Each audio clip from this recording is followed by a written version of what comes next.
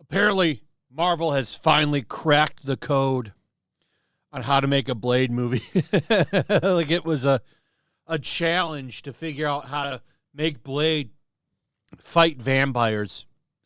What a crazy idea. You know, the real reason why they couldn't crack the code is because they were trying to figure out how to make the movie not about Blade, probably. At least that was the rumor. That it was going to be his daughter, and it was actually going to star a bunch of women or something. You know, I don't know how true that is, but given the history of Marvel, at least for the past 10 years, it feels like, it was probably true, but who knows? Either way, Mahershala Ali threw a little bit of shade at a New York film premiere for Jurassic World Rebirth. Somebody asked him when Blade will finally begin filming, and he said, "Call Marvel. I'm ready. Let them know I'm ready." He's been ready for a while. Imagine not being able to get this script out. It's crazy. It's probably because they're trying to figure out how to do stuff like this with it. Here's a runway moment for the character Slug. I'm sure that this promo here just has you excited. This is exactly what I've always wanted to see in a Marvel movie is this. Man, not a Marvel anything. I'm finally, real representation has come to the 30th Marvel show. Boy, I'm sure that this will get all those disgruntled fans back in your good graces. I'm sure that this is really going to reel them in. They did a whole promo of this character and some other character. How does she identify? So I guess she identifies as non-binary, lesbian, masculine or something. It's like a title from a Lord of the Rings book. You know, I am this person's son's kin, from that, but it's identity instead. It's a bunch of titles for your identity. Wait to let everybody know you have no personality whatsoever. Actually, I'm non-binary, transmasculine, lesbian, from the fourth age of 2022. How do you introduce that? It's like giving like a royal speech or some shit. But anyway, these are the way that they're going forward to get people excited for this show.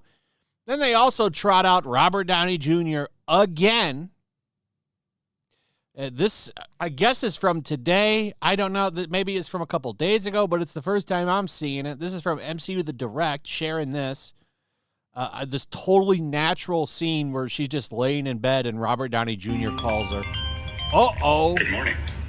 Good morning. Guess why I'm calling? It's June 24th, We're just great which friends. is... It was Dad's birthday. Happy birthday. My dad's birthday. Thanks for your considerate also. Oh, she even got calls the his news dad express. Dad. Wow, Ironheart that's the friends. premieres today. Whoa. It's all been leading to this. Isn't that exciting? Oh my God, thank you. Thank you for the call. 17 years from the birth of the MCU Oh to my the God. premiere of Ironheart, and we're in this love together. Man. So psyched. Man. New Iron Man, I ladies and have gentlemen. grown Just like in so the fond comics. of you. It's bananas. Thank you. bananas. Congratulations. I'll be watching it with the world, and we'll keep each other posted, yeah? Oh my God, okay. Yes, we will. Bye. Now, I'm going to tell you what's going to happen. I'm going to give you, before we get into the reactions of the show, I'm going to tell you how this is going to play out. Nobody's going to like this show. I guarantee maybe some way it will defy expectations and actually be good. But somehow I'm doubting that, especially given the reactions. They can't even hide that they don't like it. Because it's, at least from what Gary was saying on his show, from the insider he knows at Marvel, it's the worst thing they've ever made. That's why it sat on a shelf for years. But here's what's going to happen. You thought The Acolyte Season 2 was bad. You wait till they trot out this piece of shit. Or not Acolyte Season 2. I kind of think of this as Acolyte Season 2. to be honest. But they're going to trot out Robert Downey Jr., just like they trotted out, remember Amanda Steinberg doing her dumb dance, and then before that, remember that awful Obi-Wan Kenobi show? They trotted out Ewan McGregor. Well, they're going to trot out Robert Downey Jr., and he's going to tell you all to stop being racist. You stop being bigots.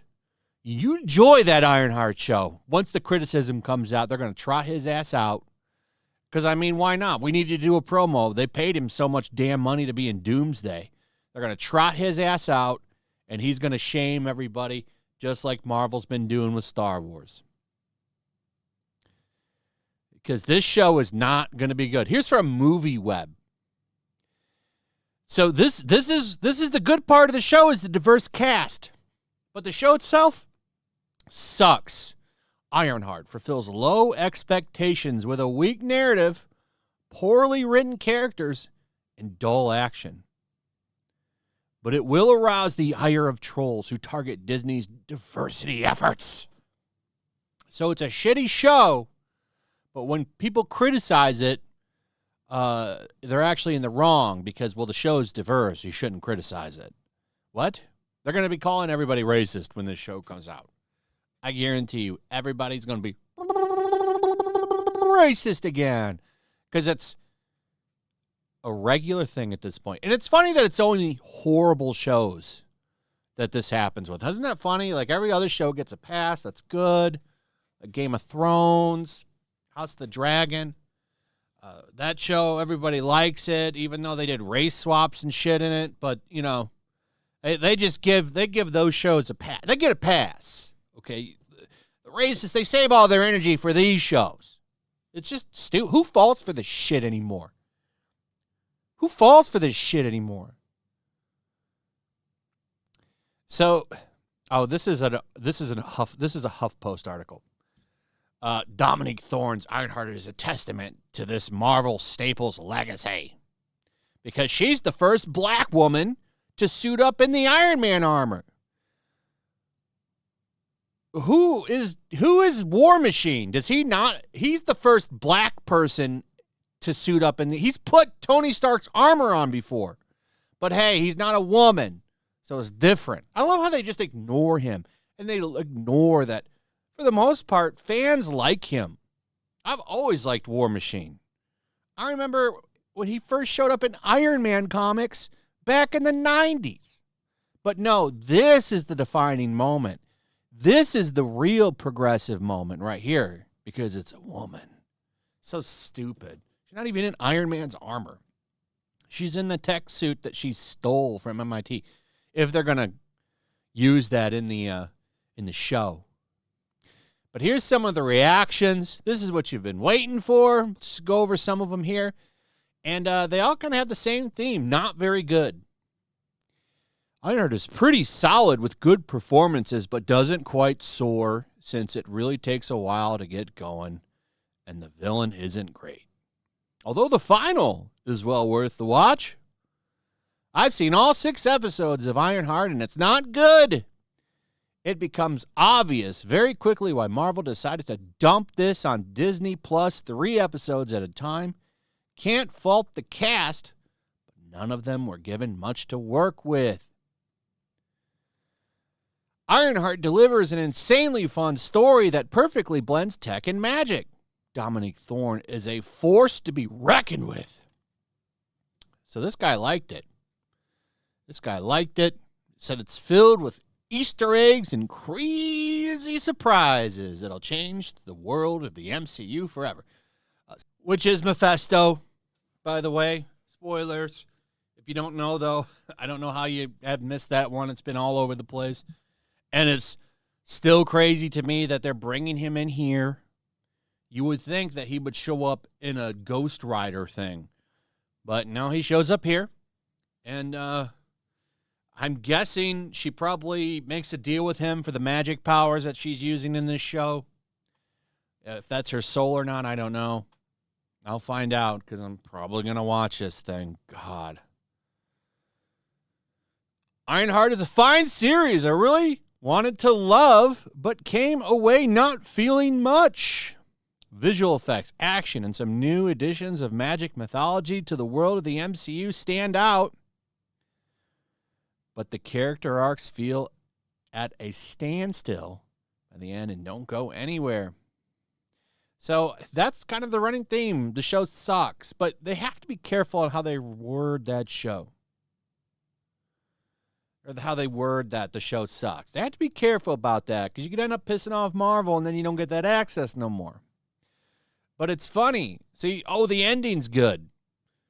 So Ironheart didn't work for me, but there's some good moments and cool visual effects parts, but I was pretty bored through most of it. However, the ending is pretty epic, which the whole show was, but sadly I didn't like it that much. Curious to what everyone else will think. Oh, I can tell you what they're going to think. Just like the comics, it sucks! Her comics have always been shit. They suck. Nobody's ever wanted this character. If you want to do a black Iron Man, you should have just let Rhodey be Iron Man. Nobody would have cared. In fact, it would have made sense for him to take the mantle up. Why didn't you just do that? Nobody would have cared. In fact, I'd have said, well, that makes sense. That's his best friend. He should take he was already War Machine. So I think he's the Iron Patriot now. Did they drop the War Machine name for that? Is that well, I don't even know what's going on with him because it was a scroll for the past 10 years or some shit. They probably just write that out. Nobody watched Secret Wars or Secret Invasion anyway. So here we are. I can't wait for the gaslighting by the media on this one, man. It is going to be a good time. So subscribe for that. Because we're about to enter a fun news cycle of people coping over this show not being accepted, as they always do. It's going to be called All the Phobes and Is. So it should be fun to laugh at. Comes out tonight. Yay. I'll report to you tomorrow how I thought about that. I'll probably watch them. If not tonight, tomorrow morning. We'll definitely be talking about it on Flashcast. So make sure you subscribe. And comment below, what do you think about all this? How do you think it's going to play out? As expected, or will it beat expectations as low as they are? You let me know what your thoughts are on all of that. Also, if you would, check out my comic book. There's a link in the description. It's an awesome 60-plus page action-packed comic. We've got shirts. We've got posters. We've got CGC slabs signed by me, and they look awesome. We've also got a $6 supplemental ashcan book. Can't go wrong there. We've got the 4 covers, and they would all make pretty cool posters. We did make a poster out of cover D. It is pretty awesome. Imagine how sweet that would look on your wall, or these slabs on your wall. But if you just want to read the book, cover D is only $17 for cover D. I mean, that's a pretty good deal. So check it out. Link in the description. Also, comment, like, subscribe, share the video, hit that notification bell. We'll see you on the next one. Peace.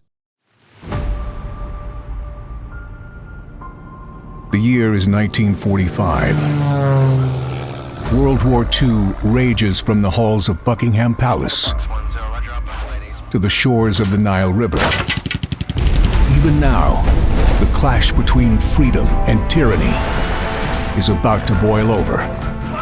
Somewhere in North Africa, 2 American flyboys are soaring high on a reconnaissance mission, searching for clues to a peculiar new obsession, with the occult gripping the Nazi high command.